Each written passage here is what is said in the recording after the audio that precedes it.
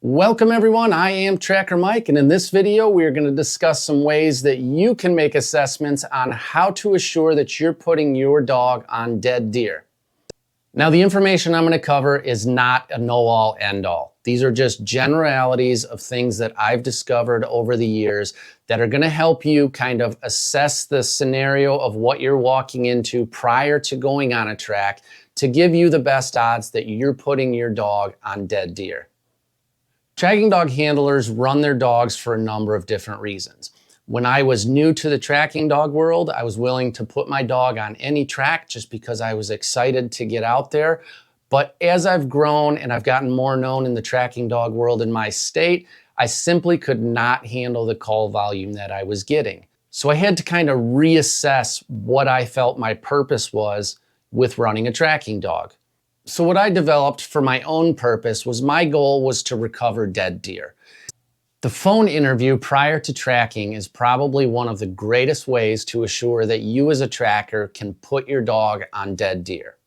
Now throughout the tracking world, there's dozens of questions that people could ask, but I've kind of narrowed my field down to just a few specific questions that give me the greatest odds of assuring that I'm putting my dog on a dead deer.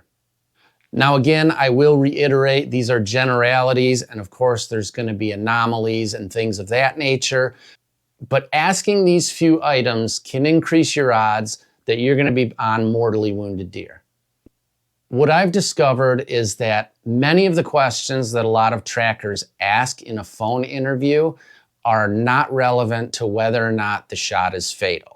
You could spend hours on a phone talking to a hunter, asking every question under the sun, from how far their shot was, what was the shot angle, what broadhead they're using, what firearm they're using, what caliber, what round. You know, the questions can go on and on and on, but really there's only a few questions that are really going to impact my decision on whether or not I feel a shot is fatal. So not only am I going to go through the questions that I feel are the most important in making the assessment of whether or not a shot is fatal, but I'm also going to go through the logic so you can develop a better understanding of why I feel the way that I feel in making these assessments. So the number one question that I ask is, did you recover the arrow and can you send me a picture? Oftentimes, if a hunter does not have the arrow, didn't recover the arrow, or it's still in the deer, this means that they hit a large bone structure. Again, I know this isn't always the case, but I am speaking in terms of increasing your odds of being on mortally wounded deer. If the arrow hit a large bone structure, that greatly reduces the chances that it's going to be a fatal hit. The next piece of information that I'm after is I send the hunter a picture of that deer with the grid on it to get an assessment of where the hunter feels that they hit. Now, granted, this information is not always accurate, but it does give you an assessment of where the hunter believes they hit. This information, coupled with the other information that I seek, is going to help develop my theory of whether or not the deer is mortally wounded. If the hunter reports that they feel they shot in the front third of the deer, then I'm going to run through another series of questions to make my assessment.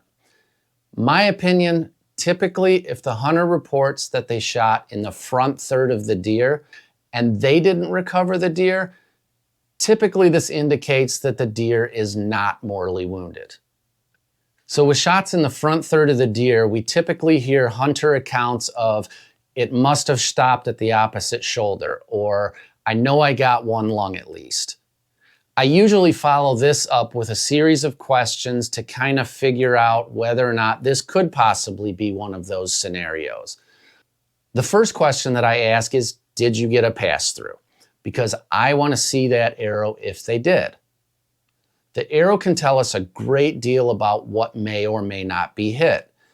If the arrow did pass through and we can get a reading of the arrow, the hunter can send us an image of that. We can make an assessment based on the evidence that's on the arrow, coupled with the information they've already provided. Again, speaking in terms of generalities, if an arrow is covered in fat with minimal blood, this often means that the arrow passed through a large muscle group, and oftentimes this indicates it's a non-fatal hit. If the hunter did not recover the arrow or reports that the arrow is still in the deer, the chances of this being a fatal shot are greatly reduced. My follow-up question from there is, how far did you track the animal? If a hunter tracked the deer more than 250 to 300 yards when they hit in the front third of the deer, chances are that that arrow did not hit something vital. Otherwise, they would have already found a dead deer. Now again, I will say I'm speaking in generalities here, and of course there are going to be situations where this isn't an accurate assessment on my part, but in general, I'm looking for the highest odds of recovering as many dead deer as I can, and so when I make these assessments, I'm trying to give my dog the best odds of being put on a dead deer. Next, we're going to take a look at when the hunter reports that they hit in the upper portion of the deer. When a hunter reports hitting in this area, this is usually a non-fatal hit, but really the arrow again is going to tell you the story. If the arrow is still inside the deer, oftentimes this indicates a non-fatal hit unless other factors come into play, primarily if the hunter then reports that the deer walked away. Now this would indicate a gut shot or a gut liver shot, which then can be a fatal hit, but oftentimes it's not going to be a fatal hit. But in looking at the arrow, if it was a pass-through, again, we're going to go back to if the arrow is covered in fat and grease and minimal blood. Typically this means it simply passed through the back straps of the deer, and it's not usually going to be a fatal hit. Now I will give you some caution in reading an arrow when they're hit in this upper region or in the front third of the deer. One of the biggest questions to ask if they do produce the arrow is, did the deer carry the arrow or was it a pass-through?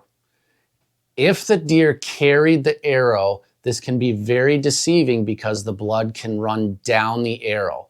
A lot of times with shoulder shots, we'll hear a hunter account of, I have blood 14 inches up the arrow, therefore I got 14 inches of penetration. This is not always the case. Oftentimes when an arrow hits a hard bone, the only thing I count as penetration is if the arrow broke off, and I only count the portion of the arrow that's broke off.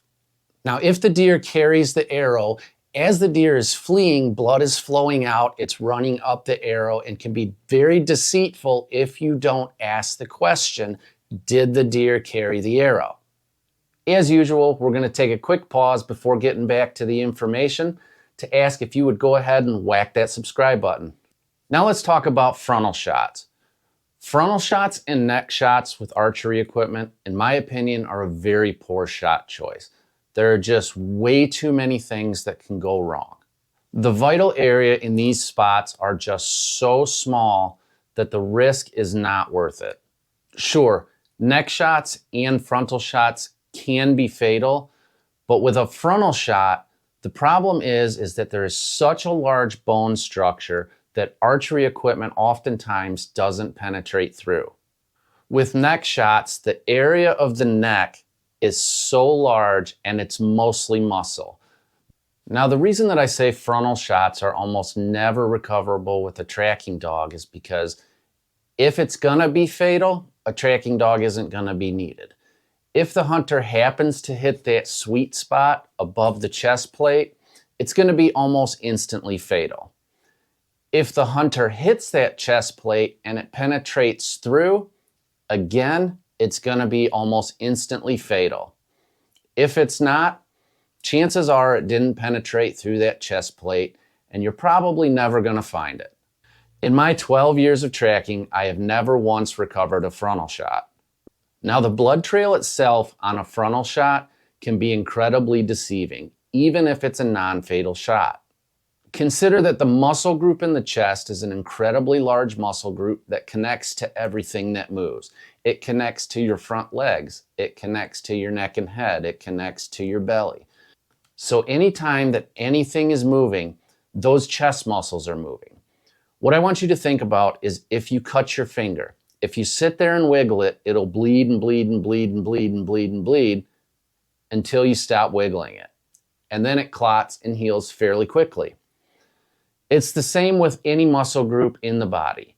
When those chest muscles are contracting, it's going to force blood to come out. Oftentimes with frontal shots, the blood trail is very easy to follow. Because those muscles are expanding, they're constantly spitting out blood. Oftentimes you'll sit there and go, man, this deer has to be just over that hill or just around that tree or laying just behind that log. But generally, if the deer's not dead within 100 yards, it's not going to be a recoverable deer. Now, the final section we're going to discuss is when the hunter reports that they hit in the middle portion of the deer. Now, this could be anywhere from the front leg back to the back leg.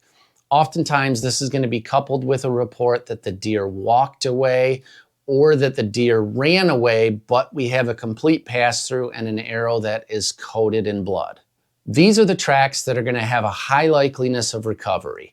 When it's a pass-through in mid-body of the deer, and you can make an assessment because on the arrow there's going to be gut material. The arrow is going to be coated tip to tail in blood. Things of that nature are good indications that it is a mortally wounded animal and a recoverable deer. Now, when we have an account of a deer hit in this area and it's a pass-through and we can verify that we either have a gut or a liver hit, recoverable is also reliant on when you decide to track. If you track too soon, there's a good chance that you're going to push this deer. For me, for a liver shot, I'm giving a liver shot at least 8 to 12 hours before I track it. For a gut shot, I am giving the deer 12 to 24 hours. If you're giving the proper amount of wait times, then these shots are highly likely recoverable. Now, certainly there's a lot of questions that you can ask that will produce some interesting statistics for your own purposes, but aren't necessarily needed to assess the likeliness of a fatal or mortally wounded animal.